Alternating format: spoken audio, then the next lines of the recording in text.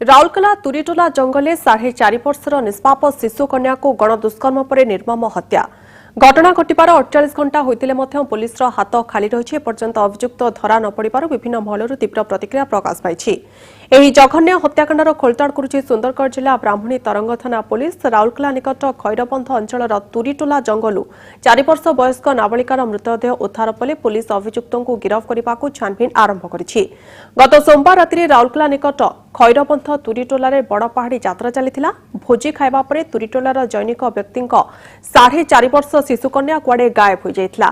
परिवार और स्थानीय लोके रातिसारा खोजाखोजी कर नाबालिकार सन्धान पाई नथिले। मंगलवार पूर्वाह्न पहाड़ उपर एक पथर तलू क्षताक्त शिशुकन्यार मृतदेह उद्धार करा जायथिला।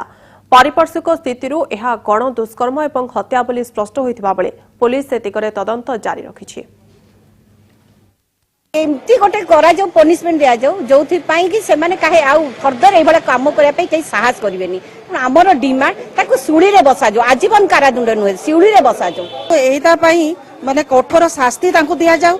जदि सही शास्ति न दिया जिवो ए माने आगो को आउरी बहुत किछि करिवे एटा होउछि भी सरुनी ए पर्यंत किंतु आमे कहूचो ताको कठोर रु कठोर दंड दे तो सेमान को सुली दे देबा पई कि कारादंड आजीवन कारादंड दिया गले समस्त शांति पाइबे। ता प्रति जो भली भाबरे दुष्कर्म परे ताको हत्या करा जिबा ता अत्यंत माने मर्मन्तुद और दुर्भाग्यजनक घटना और या पई कोनोसी भाषा नहीं कहबा पई। तेणु पुलिस ए दिगरे तुरंत पदक्षेप नहीं ताको डिटेक्ट करिवार आवश्यकता रही ताहले एभली धरण आउ कोनोसी प्रकार घटना पुनरावृत्ति घटिबो नाही।